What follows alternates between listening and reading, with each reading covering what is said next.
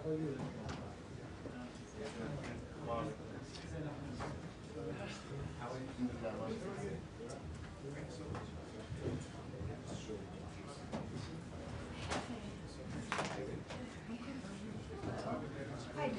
How are you? How are you? I'm good. How are you? Good. Congratulations on the award. Thank you. It's awesome. Very sweet.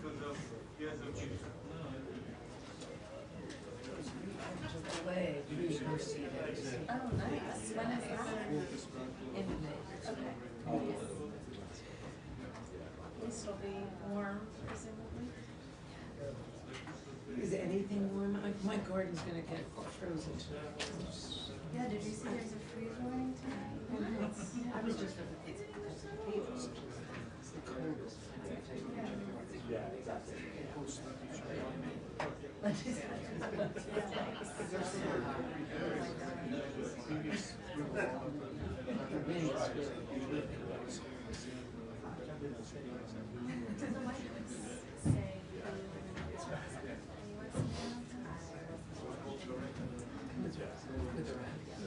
No, and in fact, it's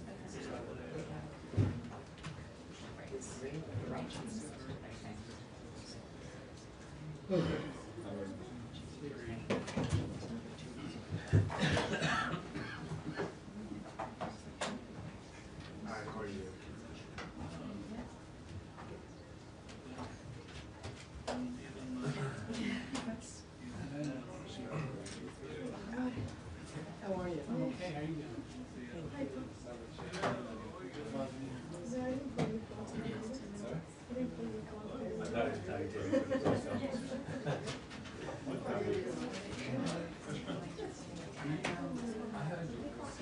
No, but everybody's going to.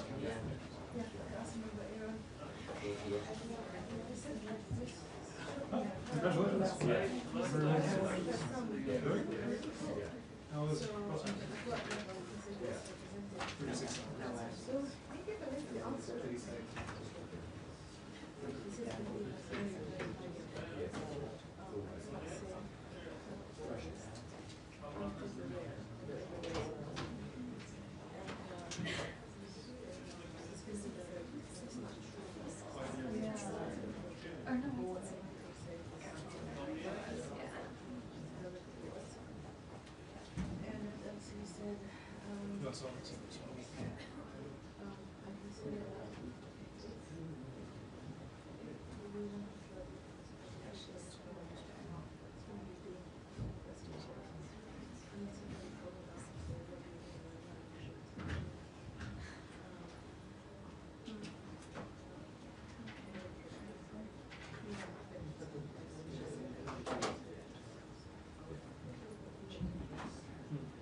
Yes.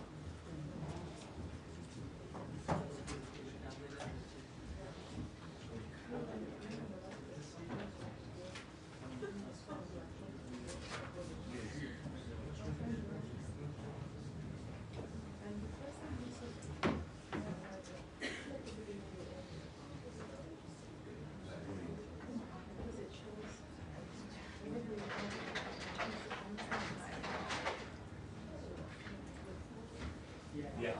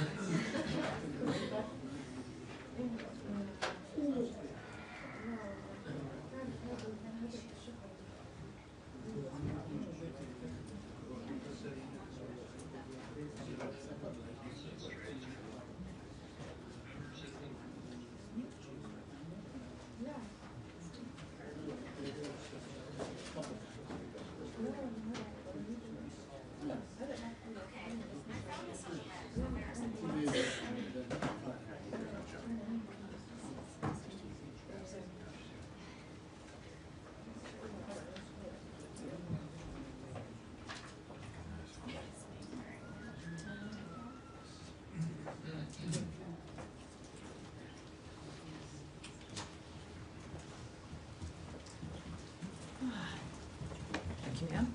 Yes. Excellent. Excellent. Hi, everybody.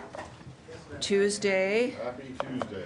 Yes, we had our trip, and we agreed that Monday maybe might not be the best idea.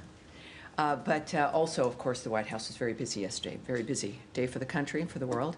Andrea Mitchell, nice to see you again here. Matt Lee, not so much, but there you go. No, what can I say? No, you haven't. And many of you, the benefit of being in the bullpen is that you got a very brief visit from the Secretary of State, because Matt Lee encountered him somewhere in the hallway. Right outside the bathroom. And you invited him into the bullpen, and of course, yes, that's right, male privilege right there. Invited him into, because he knows the bullpen from the airplane. The Secretary of State likes talking with you, which is very apparent. To my chagrin, sometimes 30 minutes on the record, it makes a person like me very nervous. But so he sees this, he thinks, oh, this must be my friend, and so he follows him into the room with the bullpen. But I hope you enjoyed that. We're going to do more, hopefully more of that. And welcome aboard, everyone. Again, thank you very much for being here. So I do have a couple announcements for you today. Since my last briefing, Secretary Rubio traveled to Brussels to attend the NATO Foreign Ministers Conference. During the conference, he had important conversations with our NATO allies about increasing defense spending. Indeed, President Trump deserves credit for completely changing the conversation on NATO defense, and we have a secretary who knows how to have that conversation. Since the November election, 4 NATO allies have publicly announced that they support President Trump's call for allies to increase their defense spending to 5% of GDP. This is Estonia, Latvia, Lithuania, and Poland. Another 10 allies have announced additional increases to their defense spending since President Trump took office in January. In the words of Secretary Rubio, we want NATO to be stronger. We want NATO to be more viable. And the only way NATO can get stronger and more viable is if our partners, the nation states that comprise this important alliance, have more capability. While in Brussels, Secretary Rubio also met with our Indo-Pacific partners about the threats the Chinese Communist Party poses to our security and prosperity. The region needs to be free from China's coercive and unfair trade policies. Our security depends on it. Now, here's an update from our response to the March 28th earthquake in Burma and Thailand. The United States has made $9 million available to support the people of Burma through our humanitarian partners. Our team of experts is in Burma, surveying conditions on the ground. They arrived on April 1st and deployed to the disaster zone on April 3rd.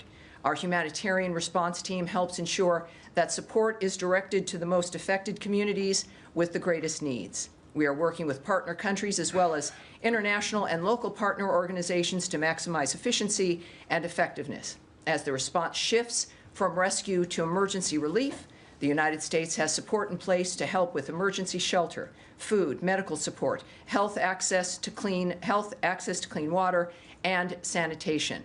And now, here at home, President Trump met with Prime Minister Benjamin Netanyahu yesterday demonstrating that the United States is a great ally to Israel and that President Trump is the greatest friend Israel has ever had in the White House. Among other topics, the two leaders discussed Gaza and the need for Hamas to release all the hostages. In this effort, we are guided by two principles. We stand with Israel and we stand for peace. Also at this meeting with Prime Minister Netanyahu, President Trump reaffirmed that Iran can never obtain a nuclear weapon. As the president announced, we are engaging in diplomacy right now to solve this matter. In the words of President Trump yesterday, doing a deal would be preferable to doing the obvious. And that is my announcements. Thank you. And it's great to see all of you here. We will begin, I don't know if it'll ever change, it may someday, to Matt Lee. All right. Thank you, Tammy. I got a couple that are extremely brief. One, can you confirm that the 3 Americans who were convicted in Congo in this coup have been repatriated? The Congolese say they're back, and just wanting to know if you are able to say that they are back here. I can tell you something about that. Okay. We have, of course, as you know, as I like to remind people, though, watching all around the world, the Department has no higher priority than the safety and security of U.S. citizens overseas. And we are aware, the United States government is, of the government of the Democratic Republic of the Congo transferring into U.S. custody the U.S. citizens who were detained in connection with the events of May 19th, 2024, and who previously faced the death penalty before their sentences were commuted to life imprisonment. Now, of course, we refer you to the U.S. Department of Justice in this regard for further information. They are, of course, they have been transferred. They're in our custody, and we also strongly condemn the armed attacks of May 19th and support the DRC authorities in holding those responsible appropriately accountable. At the same time, we seek consistent, compassionate, humane treatment and a fair legal process on behalf of those U.S. citizens. Okay. Secondly, can you, the Russians are saying that there are going to be talks in Istanbul, these kind of embassy personnel and logistics talks in Istanbul on Thursday. Are you able to tell us anything about that? And I got one more, but it will also be brief. I thought you said 2. Well, 3. Sorry. Oh, 3. So but it'll be very brief. Yes, for Matt, 2 equals 3. I'll keep my mouth shut. All right, well, sure. On April 10th, U.S. and Russian delegations will meet for a second time in Istanbul to try to make progress on further stabilizing the operations of our bilateral missions. So that is happening in Istanbul. There are no political or security issues on the agenda, and Ukraine is not, absolutely not on the agenda. These talks are solely focused on our embassy operations, not on normalizing a bilateral relationship overall, which can only happen, as we've noted, once there is peace between Russia and Ukraine. Okay, great, thank you. And then last one. He seems like so. He said wants to keep going. I'm answering his question. Can you Yes, sir. Can you give us any clarity on the cuts, the latest cuts to, not including the Burma stuff, but the cuts to USAID and funding to the World Food Program that happened, essentially over the weekend? Because I understand there may have been some changes to those cuts. Well, yes. So let me get to those details because that is important. We have, one thing we can say, because this is a large conversation and various different countries are involved. First of all, 85% of previously existing USAID programs with the World Food Program worldwide remain active and ongoing. So that's 85% when we're talking about the effort that the country has made and continues to make. So it is inaccurate, as some have intimated, that USAID has defunded the World Food Program. That is not true. Or that we've broadly backed away from our commitments to providing life-saving food aid. We've said from the beginning that our commitment to foreign aid remains. It may look different than it has in the past, but in this case, 85% of those USAID programs with the World Food Program worldwide remain active. We have terminated a limited number of World Food Program programs based on specific country or program level priorities, but what is the story here is that the largest group of World Food Program awards terminated were in Yemen and Afghanistan through an executive order that was issued, based on concern that the funding was benefiting terrorist groups, including the Houthis and the Taliban. These concerns with UN funding have been documented and discussed for years, which is why USAID paused all food assistance in northern Yemen through WFP specifically to mitigate any interference by the Houthis, and has intermittently suspended food assistance across Afghanistan to mitigate Taliban interference. Other awards were terminated because they provided cash-based assistance, which the administration is moving away from, given concerns about misuse and lack of appropriate accountability for American taxpayers here at home, of course, and the accountability they deserve. There were a few programs that were cut in other countries that were not meant to be cut, that have been rolled back and put into place. So when and if that happens, that's recognized, and that has also been the case with something as complicated as this framework. We do what is necessary to maintain the commitments that fit within the framework of keeping America safe, secure, as well as making sure that they apply the nature of our priorities and values as well. Can you say what countries those were? I can get back to you on that, but it's just a few, with, again, the majority of which are Yemen and Afghanistan, with certainly with the Saigar report regarding Afghanistan and the Taliban, at least $11 million being siphoned or enriching the Taliban in the process of that food aid.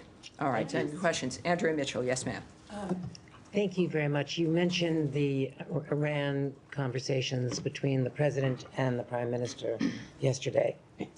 Can you confirm what the Iranian foreign minister, Arachi, said, which is that Steve Witkoff, the special envoy, will lead those talks, and that they will be indirect, not direct, as President Trump said? Or is there some clarification you can give us as to how the State Department sees these talks being composed? Well, I can't confirm anything an Iranian authority is going to say. What I can tell you is what the Secretary of State, Marco Rubio, has said, is that Mr. Witkoff, Special Envoy Witkoff, will be there. So he'll be present. And when it comes to the description of the event, I would refer you back to the President's remarks.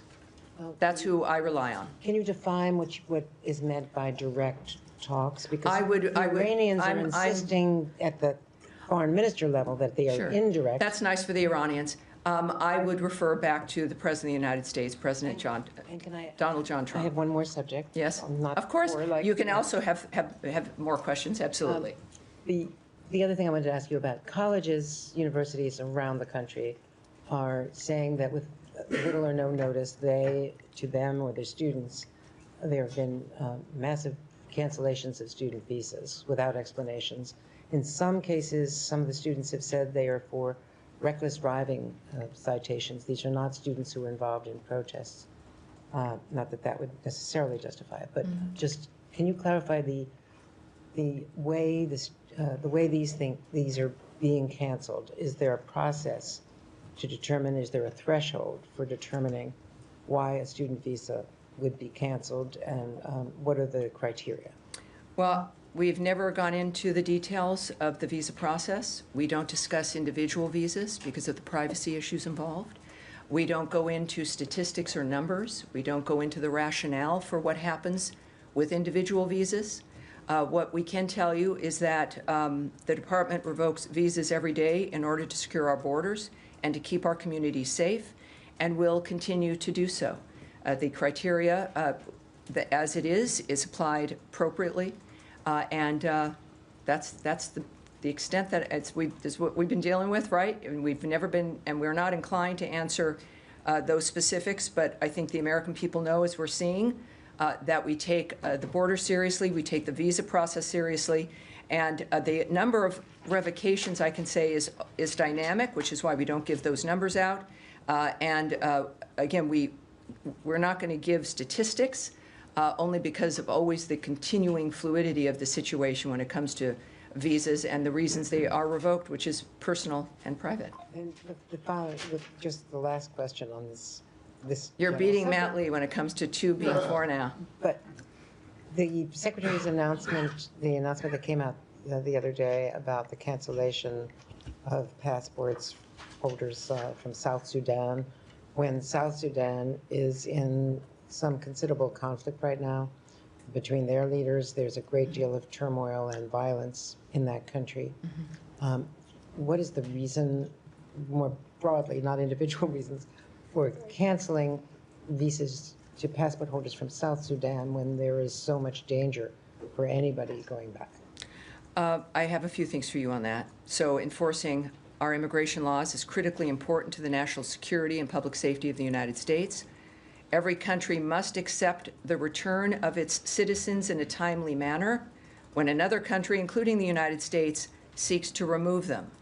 As South Sudan's transitional government has failed to fully respect this principle by not permitting the entry of an individual that they had confirmed and documented as a citizen, the United States Department of State has taken actions to revoke visas held by South Sudanese passport holders and restrict further issuance of visas to prevent entry into the United States by South Sudanese passport holders.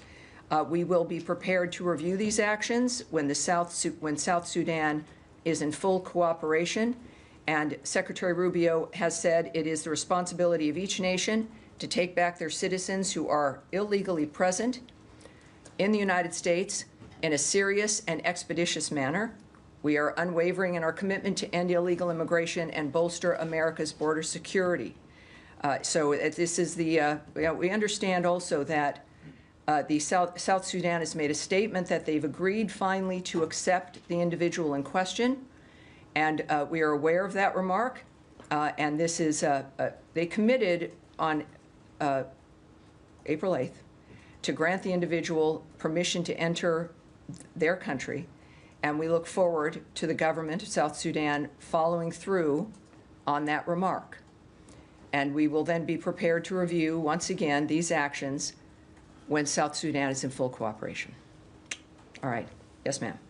Thank you. You mentioned that some of the programs that were cut, the WFP programs, were not meant to be cut. Was that, just to clarify, from the programs that were cut over the weekends? I'm sorry, it's like You mentioned that there were some that were rolled back, that were cut that shouldn't have been, yes. Were those cut over the weekend, or was that from before? I don't have that detail for you, but I'm sure we can get it because I had many details, but that's one that I don't have, but I'll get it for you. Thank you. Sure. And then the Saudi foreign minister is visiting the United States. Will Secretary Rubio meet with him, and if so, what does he hope to achieve from that? Yes, in fact, he will be. He'll be meeting with him tomorrow. And what does he hope to achieve from that meeting? Oh, I'm not going to get ahead of the Secretary of State, but we look forward to seeing him tomorrow. All right. Yes. Hi. Getting back to Iran, part of the reason that the administration cited in 2018, the first Trump administration, from withdrawing from the Iran nuclear deal is that it wasn't comprehensive enough. It didn't cover militias. It didn't cover the missile program and a bunch of other of Iran's activities. Is the expectation that this new agreement would have to cover that? Well, this is a meeting that's happening, right, on Saturday. There's a meeting. There's no negotiations, right? This is a dynamic where the president has made very clear, and certainly the secretary has made very clear, that Iran will never have a nuclear weapon. It's just that I think is the focus right now, the nature of what's happened and Iran's current situation. I think the president's remarks yesterday speak for themselves. That and he's committed to diplomacy. He's spoken about wanting to have a deal with Iran to get this done. Now it's up to Iran, and if they don't want to, it will be very, very bad for them. So those are the two, I think, clear options here. So this is an initial sort of feel out as to whether to progress. I think it's touching base. Yes, indeed. But again, it's not a negotiation; it's a meeting, and that's what the commitment is. And finally, you'd mentioned that Steve Witkoff is going. Is he Yes. leading the delegation on? I can't speak to that, but he will be there. Yes, sir.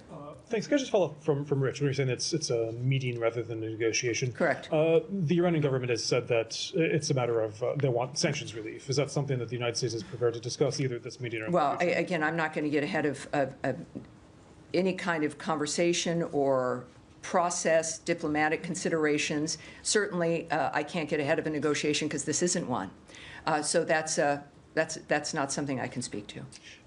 In terms of the goal, I know that you said that not prohibiting Iran from having a nuclear weapon, but in terms of how that's achieved, I mean, there's been some talk in the administration. Is this complete dismantlement of the nuclear program, or is it just verification that's not going to go for nuclear for military ends? Is there an end goal that the administration has when it comes to whether it's complete dismantlement? Again, I can't speak to their considerations, the contemplations they have, the discussions they have.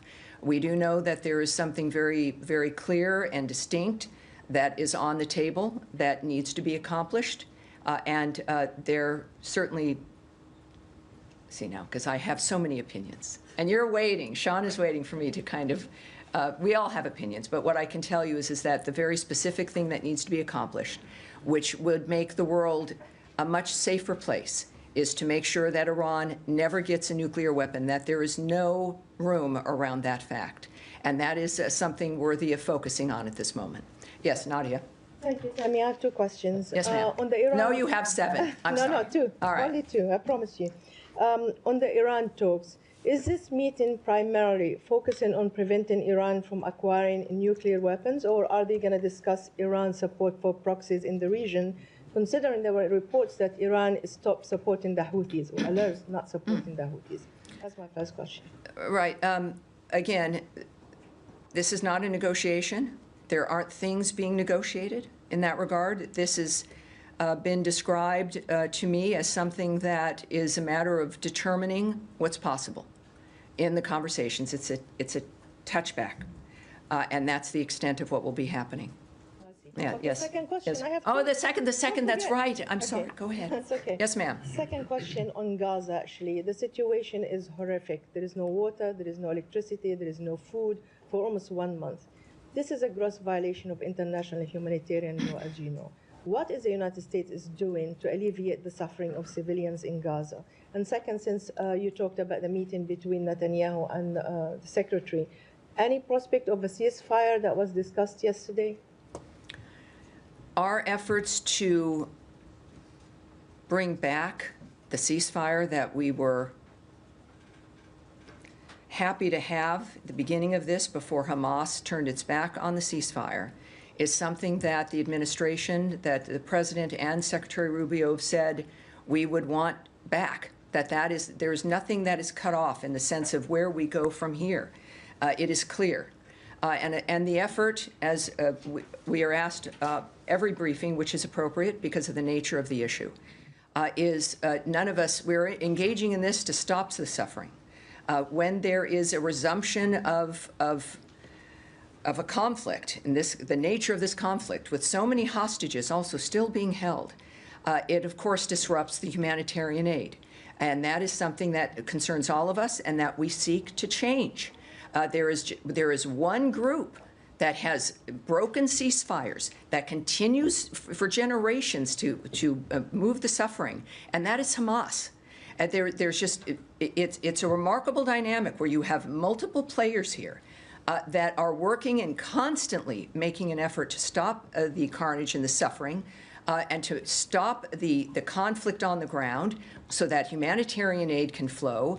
And Hamas seems to want nothing to do with that. They continue to go back to creating a framework of victims constantly.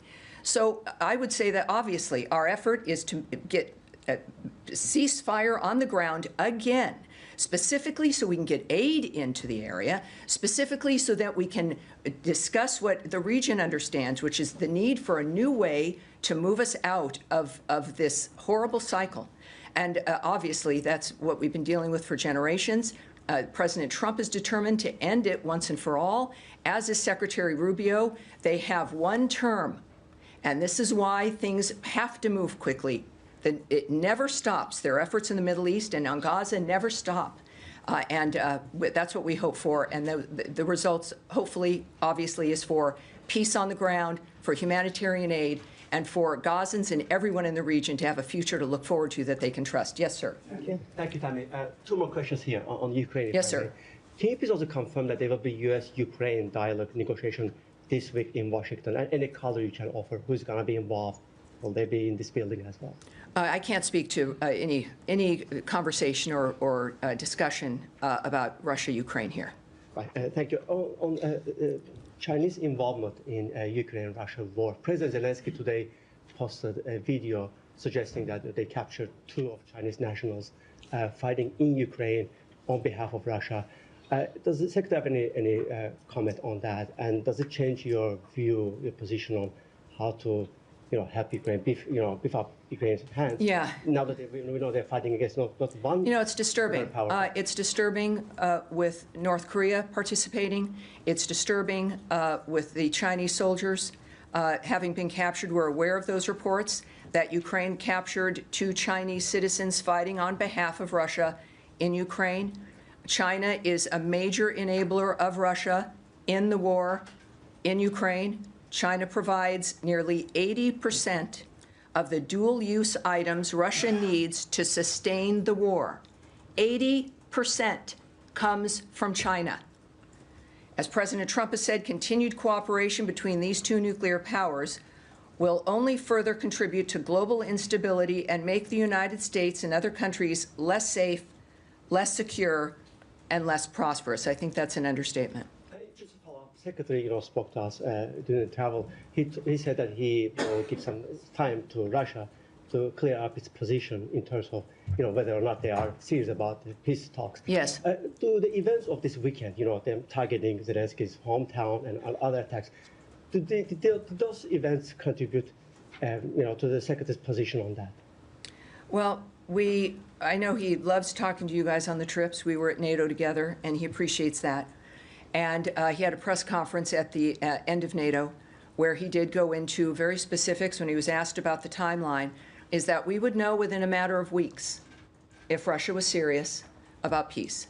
He said not months, not a year, but a matter of weeks, he said, we would know.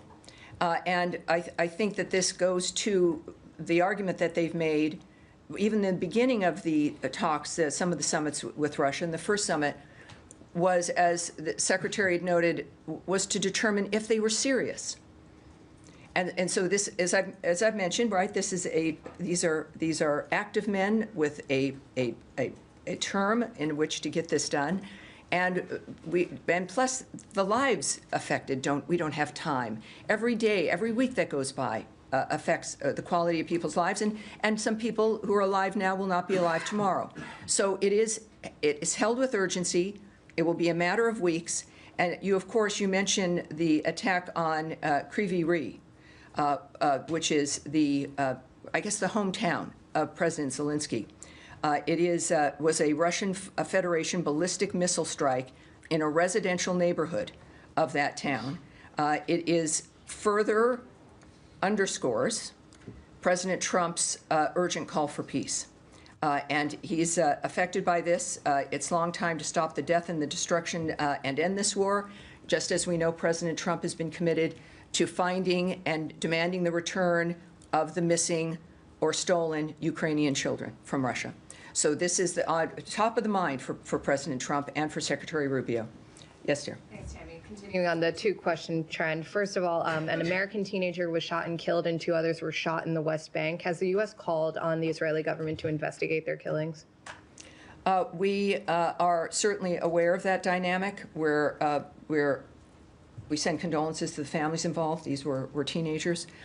There is an investigation that is going on. We are aware of the reports from the IDF that this was a counterterrorism act. We need to learn more about the nature of what happened on the ground, but we're aware of that, yes. And then on the contract terminations this weekend, who signed off on those? Was it the Secretary? I'm sorry, the contract? On the foreign aid Oh, contract the foreign aid, terminations. yes. Is the Secretary himself still canceling those contracts, or has that been delegated elsewhere? We know, of course, of his full involvement in the beginning. We know that the review had officially ended.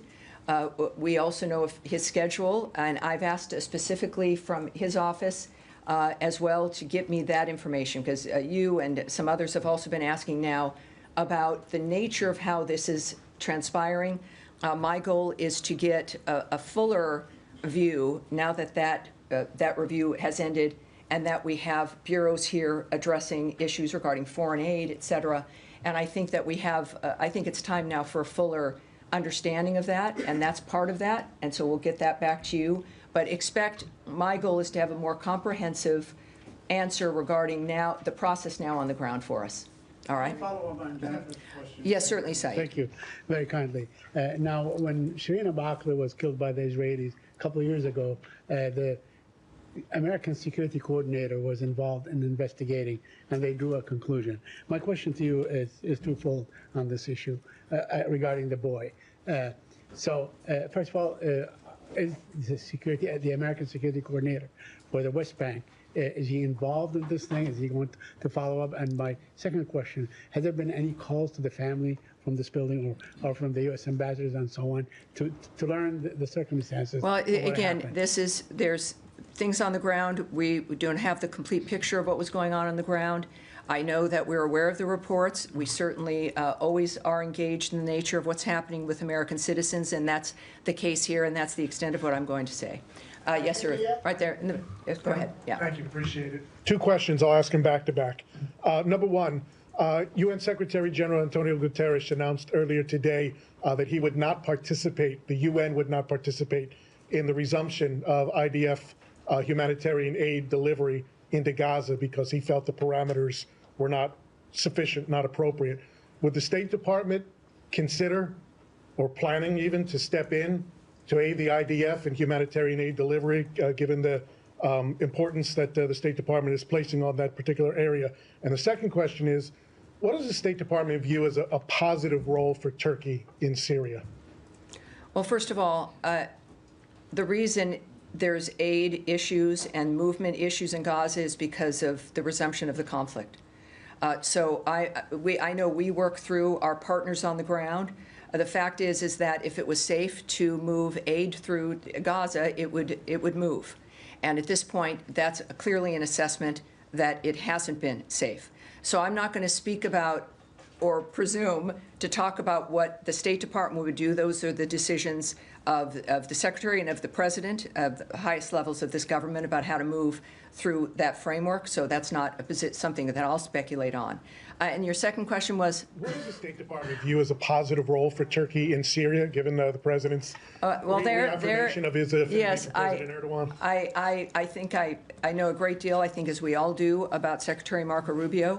But I'm not going to presume that I know how to speak for him when it comes to the notion of diplomatic decisions or maneuverings when it comes to the nature of what's going to be best for a region like that. Turkey is certainly an ally and a friend, but that is a conversation that belongs between leaders. Yes. Yes, sir. Yes, sir. Go ahead. Benjamin Netanyahu offered a video statement in which he outlined the terms that Israel would accept for an agreement with Iran. Said it had to be a Libya-style agreement where we would go in, quote, blow up the facilities, dismantle the equipment under American supervision and American execution.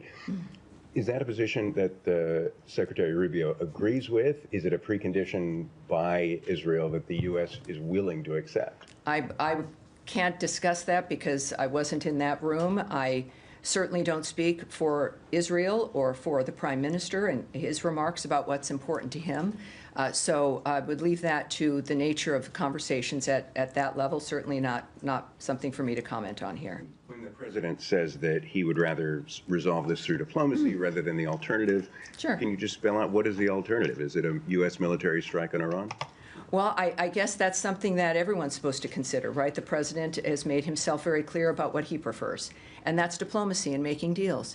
And he's been very successful at that. The world, though, as we've seen, of course, seems to devolve into violence, and that is something that he clearly has. Ending that violence and changing that trajectory is something that President Trump has made a hallmark of his this last term of his, and it is a remarkable commitment. So I think that speculating or hypothesizing in a world where it's dangerous when it comes to real life and what's happening is not certainly something that any of us should do. But it's, I think, an important reminder that President Trump not only talks about diplomacy and what he prefers, but he acts on it as well. All right. Yes, sir. Thank you, Tommy. Going back to Iran, you said that this is not a negotiation, but it's talks. Can you tell us what are you going to talk about with Iran? Are you going to set up a stage, or are you going to set up a timeline, or well, are you going to negotiate with Iran? The Omanis are hosting. Special Envoy Witkoff will be there. I do not know about the environment and how it will be arranged. I don't. It's a meeting, and how the participants decide and how to frame that meeting is completely up to them. Can I ask a question on Syria? There is a lot of concerns about new Syrian government approach towards the Kurdish and Druze and other minority rights. Do you have any sorts of pressure on the Syrian government to behave according to international law and to take care about the minority groups? I know that, and we've spoken about this here before, is that we expect the Syrian government to abide by human rights law, to abide by the common laws of what is a decent government, the nature of the choices we make. So that's not unusual. And they've had a recent government formation or advisory formation, which seemed to involve additional groups in Syria, but there's much more that have to be done that has not been done. And we're waiting to see them take more action. So obviously there's expectations that have yet to be met, and so we're waiting to see what they're doing. When it comes to pressure, the pressure really is about whether or not a nation wants to be within and accepted within other nation states and within the world. I think that's certainly an indication here that's possible or not possible. Yes, sir. Thank you. You have been involved in helping start Kurdistan oil exports, and that is much appreciated. But now there is a new problem. The oil exporting companies, including U.S. companies, say that Iraq is changing the contract unilaterally, and exports can't resume until this is resolved. Are you concerned about this problem? Are you involved in trying to fix it? That we'll have to take back when it comes to the details. All right? So that's Iraq and the oil, right? Let's get back to him on that. All right. Yes, go ahead. Thanks, Harry. Just circling back to those latest cuts in foreign aid. You noted concerns about interference in Afghanistan and Yemen, but it was funding that the department initially allowed to continue because it was deemed to be life-saving. And there are other places, of course, where interference is still a concern that are still benefiting from U.S. aid dollars. So is this an amendment or a change to the State Department's initial promise to continue life-saving aid? Or should we expect other cuts where interference is a concern? Well, yeah, waivers were issued. We know that, of course, but this was in the process of a review that was expected to take 90 days. It took less time. And in the process of the review, some things you want to have continue as you're reviewing them, as you're making a determination about whether or not it's where the money is going, if it does meet your criteria to continue. And that's what happened. There are some entities that got waivers that then the grants of the funding were cut because we went through the review and found that they should be cut. So this is also something that had to happen because there had been, who knows, I don't know, years, decades of no one auditing, no one checking, no one really knowing. And it just grew and grew and grew. So this process of auditing and knowing where your money is being spent, most of us do this personally, right? We keep an eye on the bank account. We make a note of what's coming up and what the checks are that are coming in, and we spend accordingly. So we are in a constant regular audit. That will always be the case now. So if you've got a dynamic where someone is passed through and is receiving the aid and is meeting their obligations, that's great. It doesn't mean we're going to look back in 25 years to see if they're still okay. This has to be a regular process with this kind of work that has been, yes, disruptive and difficult, but it has been important so that we can continue to do that work. So I hope that answers your question because, yes, there's aid that is going on now, has received waivers. Some of it, over time, it may be increased, it may be cut. It depends on the goals of the United States, our foreign policy goals, and the nature of how our money is being spent on the ground. All the way in the back, sir, white shirt with a little blue tie there. Thank you, Tammy. I would like to know, Colombia has been at the center of diplomatic tension with the United States. At the beginning of this administration, we saw President Petro saying that he wasn't going to accept these deportation flights, and then he changed his mind, as President Trump said, in 13 minutes. Now he's saying that, Secretary Noem said that President Petro told her he was a friend of the cartels and that members of the Tren de Aragua need a lot of love. Now President Petro says that is not true. What is the current state of that relationship between U.S. and Colombia after those two episodes? Well, I would refer you to the White House when it comes to the nature of a relationship. But other than that, I think we're going to bring that back when it comes to if there's been any actual response to those kinds of statements. But we'll get back to you. But that's what I have there. Yes, sir, on the end here, sir. Thank you. This morning, as you're aware, President Trump and South Korea's acting President Han had a first phone call, and then they discussed South Korea's payment for hosting U.S. forces Korea. And so do you see any possibility that the State Department somehow engaged in a renegotiation of the co-sharing deal that was actually signed last year? That was my first question. Well, let me answer that because it'll be a short answer. So I can't answer that, right? So I won't be discussing the nature of diplomatic conversations or anything of that nature, or what choices we might make, either certainly as a government, but certainly not as the State Department. Second question? The second question is, South Korea, as you're aware, still facing a period of leadership vacuum after President Yoon's removed from office. So do you think that that period of a leadership vacuum will have some negative impact on the alliance between South Korea and the United States? I know that our relationship with South Korea is strong, and I know that as an ally that we are expecting them to follow certain rules and norms, and we, of course, enjoy their allyship, and we enjoy that relationship. So. All right, are we kind of we're getting here now? All right. Young lady in the back, maroon, yes, go ahead. Let me just say, I've been told I tend to favor my right, which is true politically. I can't deny that. So my goal, I've been trying to think, and I'm left-handed, funny enough, not that you could tell, trying to move to this degree. But then also, I know you're in the back, but you're in this room, and straight down here, I got you earlier, and yes. Thank you so much. Can you confirm that, as President said, these talks, Iran talks, are direct? Because we heard from Iranian side immediately after that they are indirect. Do you find that concerning? You're copying Andrea Mitchell. Well, I will, again, refer you simply back to the President's remarks, and that is my North Stars, President Donald Trump, not Iranian officials. All right, and that's going to be it today. Thank you, everybody. I'll see you on Thursday. We'll see you again on Thursday this week. Thank you very much.